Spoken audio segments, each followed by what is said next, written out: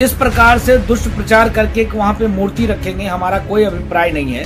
हम अगर वहां पर मस्जिद में मूर्ति रखने की हमारी प्लानिंग होती तो हमारा कार्यक्रम मस्जिद के बगल में होता, या ना कि 1.5 से 2 किलोमीटर में धारा 144 लागू है। और इन सब के बीच अयोध्या की हनुमानगढ़ी के महंत श्री राजू दास ने साफ तौर कर दिया है कि किसी भी तरीके से माहौल बिगड़ने नहीं दिया जाएगा। वो अब ये कहने लगे हैं कि किस तरह का कोई प्लान नहीं था हमारा कि 6 दिसंबर को जब हम अयोध्या से मथुरा पहुंचेंगे, ये तमाम अलग अलग जगह से लोग मथुरा पहुंचेंगे तो वह मस्जिद के अंदर भगवान श्री कृष्ण की मूर्ति रखी जाएगी। अब सवाल ये उठता है कि अगर ऐसा नहीं था तो माहौल क्यों बनाया गया और क्यों सख्त कार्रवाई की बात नहीं की जा रही है, क्योंकि लगातार इस बात का जिक्र किया जा रहा है कि जब 6 दिसंबर को एक बड़ा कार्यक्रम जिसे मथुरा संकल्प यात्रा के नाम से आयोजित किया जा रहा है, उस दौरान शाही मस्जिद जिसको लेकर विवाद खड़ा किया जा रहा है इन तमाम लोगों की तरफ से, वहां पर भगवान श्री कृष्ण की मूर्ति रखने का कार्यक्रम था इनका, जिसके बाद पुलिस और प्रशासन ने आखिरकार मथुरा में धारा 144 लगा दी है। लेकिन अब कहा यह जा रहा है इन तमाम लोगों की तरफ से कि ऐसा कोई कार्यक्रम था ही नहीं। नमस्कार, मैं हूं प्रज्वल गौतम और आप देख रहे हैं द लाइव टीवी। अभी हाल ही में आपको पता होगा कि किस तरीके से मथुरा और काशी को लेकर एक नया विवाद खड़ा कर दिया गया है। वहां पर जो मस्जिदें हैं उनको वहां से हटाने की बात कही जा रही है, वहां पर मंदिर स्थापित करने की बात की जा रही है, और ताजा विवाद जो शुरू हो चुका है वो अब मथुरा की एक शाही मस्जिद को लेकर शुरू हो चुका है। लगातार इनकी तरफ से दावा किया जा रहा है कि मथुरा चूंकि भगवान श्री कृष्ण की जन्मस्थली है तो वहां मस्जिद होनी ही नहीं चाहिए, और ऐसे में अब वहां से मस्जिद को हटाकर मंदिर बनाया जाना चाहिए। और यही एक वजह है जिसके चलते अब 6 दिसंबर को मथुरा संकल्प यात्रा के नाम से कार्यक्रम का आयोजन किया गया, जिसमें तमाम बड़े साधु संतों के साथ साथ कुछ ऐसे लोग भी शामिल हैं जो माहौल खराब करना चाहते हैं। और यही एक वजह है जिसके चलते अभी बीच में ये जानकारी मिली कि मथुरा की जिस शाही मस्जिद को लेकर विवाद खड़ा किया जा रहा है वहां पर भगवान श्री कृष्ण की मूर्ति रखने का प्लान है, जिसके बाद पुलिस और प्रशासन ने धारा 144 लागू कर दी, यानी कि परिंदा भी पर नहीं मार सकता। जिसके बाद अब सामने आए हैं अयोध्या की हनुमानगढ़ी के महंत श्री राजू दास जी। उन्होंने साफ तौर पर कहा ये कुछ लोगों की शरारतें हैं, ये कुछ लोगों का ये बहाना है या फिर गुमराह करने की कोशिश है जिससे वो कार्यक्रम संपन्न ना हो पाए, 6 दिसंबर का वो कार्यक्रम संपन्न ना हो पाए। अब सवाल ये उठता है कि जब पूरा मसला कोर्ट के अंदर चल रहा है तो ये कार्यक्रम आयोजित करने की जरूरत क्या है। फिलहाल वो पूरा हम विस्तार से बताएंगे कि क्या कुछ चल रहा है मथुरा को लेकर, मथुरा में क्या कुछ चल रहा है, क्यों ये माहौल बनाया जा रहा है, ये तमाम चीजें बताएंगे। पहले आप सुन लीजिए श्री राजू दास क्या कह रहे हैं। जिस प्रकार से 144 धारा लगा देना, और कुछ जो लोग नहीं चाहते थे कि हम लोग मथुरा पहुंचे, वो लोग इस प्रकार से दुष्ट प्रचार करके वहां पे मूर्ति रखेंगे, हमारा कोई अभिप्राय नहीं है।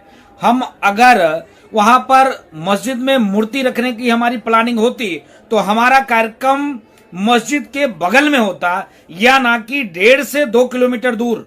इसके नाते ऐसे लोगों से हमारा कोई संबंध नहीं है। लेकिन हम लोग 6 दिसंबर को मथुरा कूच करेंगे और शांतिपूर्ण तरीके से कार्यक्रम करेंगे, उससे हम पीछे नहीं हैं। तो सुना आपने, दरअसल अजय सिन्हा दास दादा प्रदेश प्रमुख है, ये एक श्री कृष्ण जन्मभूमि मुक्ति दल है उसके प्रदेश अध्यक्ष हैं, और उसके संरक्षक के तौर पर है ये राजू दास जी। तो उन्होंने ही इनका जो बयान है वो ट्विटर पर अपलोड किया है, और उसमें बाकायदा ही बताया जा रहा है राजू दास की तरफ से कि ऐसा कोई प्रोग्राम नहीं था हमारा कोई ऐसा प्रोग्राम नहीं था कि हम अपनी तरफ से कोई मूर्ति रखने जा रहे हैं, और अगर ऐसा प्रोग्राम होता तो 2 किलोमीटर क्यों प्रोग्राम रखते।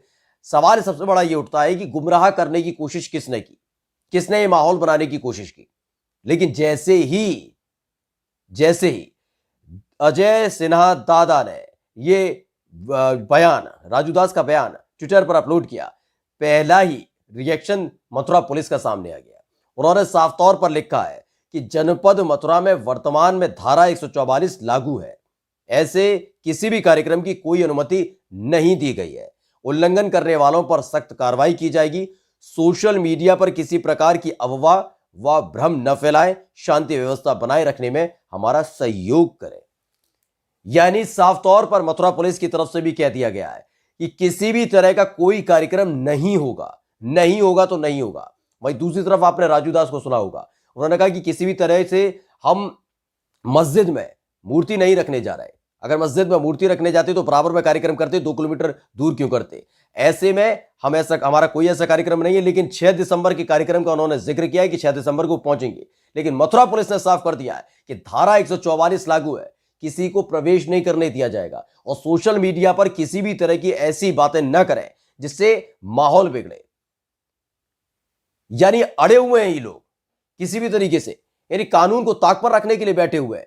आप अंदाजा लगा सकते हैं कि मथुरा पुलिस को बार बार इस बात की तस्दीक करनी पड़ रही है कि नहीं, आप पहुंचेंगे नहीं, धारा 144 लागू है। और ये तमाम चीजें हो क्यों नहीं है? मथुरा के उस शाही मस्जिद को लेकर ही क्यों हो रहा है तमाम? केवल मथुरा की शाही मस्जिद नहीं है, काशी की मस्जिद को लेकर हो रहा है, वाराणसी को लेकर। अयोध्या का फैसला जब से आया, क्योंकि सुप्रीम कोर्ट का वो फैसला है, सबको खुली बाहों से स्वागत करना चाहिए और सबने किया भी। कोई आपने उपद्रव, हंगामा, ये तमाम चीजें देखी, कहीं आपने देखा। लेकिन जैसे ही अयोध्या का फैसला आया राम मंदिर पर, उसके बाद अब एक नई मांग उठने लगी वाराणसी में मस्जिद को लेकर। आप मथुरा चले जाइए, जिस मस्जिद को लेकर तमाम लोग विरोध कर रहे हैं, विवाद खड़ा कर रहे हैं, उसको लेकर अब विवाद किया जा रहा है और ये पूरा मसला कोर्ट में चल रहा है। चलिए मान भी लिया आपने विवाद खड़ा किया या कोई आपत्ति जताई, कोर्ट में मसला चल रहा है। लेकिन जब कोर्ट में मसला चल रहा है तो उसमें हर बार की तरह इस बार भी क्यों ये करने की जरूरत है? क्यों ये धार्मिक आयोजन करने की जरूरत है? आप मथुरा भगवान श्री कृष्ण की जन्मस्थली है, वहां पर आप धार्मिक आयोजन प्रतिदिन होते हैं, हर मंदिर में होती है, वहां वो करिए। लेकिन ये जताने की जरूरत क्या है कि हम शाही मस्जिद के खिलाफ कर रहे हैं? उसका फैसला कोर्ट करेगा।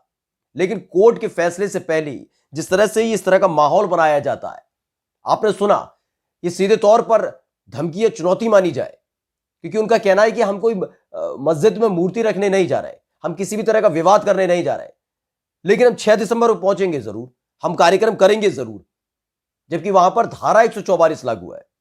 ऐसे में सवाल यह उठता है कि आखिर इस तरह की गतिविधियों को पर अंकुश कौन लगाएगा? सीधे तौर पर आप कानून को चुनौती देते हैं, आप बताते हैं कि धारा 144 लागू हो ना हो हमें कोई फर्क नहीं पड़ता, हम 6 दिसंबर को वहां पहुंचेंगे। मथुरा पुलिस का रिवर्ट तुरंत आता है कि धारा 144 लागू है, लेकिन उसके बावजूद भी चुनौती दी जाती है और यही स्थिति लगातार बनी हुई है। 6 दिसंबर का दिन इन्होंने बाकायदा चुना भी इसलिए है क्योंकि आपको याद होगा 6 दिसंबर 1992 को बाबरी मस्जिद को ढहाया गया था और उसके बाद लंबा अंतराल चलता रहा, केस चलता रहा और उसके बाद अब राम मंदिर के पक्ष में सुनवाई हुई और जवाब दिया था, सुप्रीम कोर्ट ने फैसला सुनाया था। लेकिन वही तारीख चुनते हुए कुछ वैसा ही पुनरावृत्ति की कोशिश की जा रही है। और ये हम इसलिए कह रहे हैं क्योंकि जब मथुरा पुलिस ने धारा 144 वहां पर लगा रखी है तो इकट्ठा होने की जरूरत क्या? और जब कोर्ट में पूरा मसला चल रहा है तो कोर्ट से इतर इस बार भी क्यों ये तमाम चीजें की जा रही है?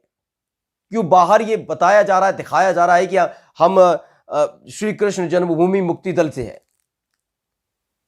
कोर्ट फैसला करेगा।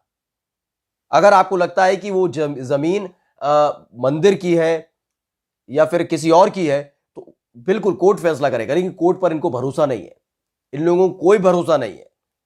और यही वजह है जिसके चलते धारा 144 लागू होने के बावजूद भी मथुरा में इस कार्यक्रम के आयोजन, धार्मिक कार्यक्रम तो नहीं कहा जाएगा, ये इस कार्यक्रम को जबरदस्ती आयोजित करना चाहते हैं।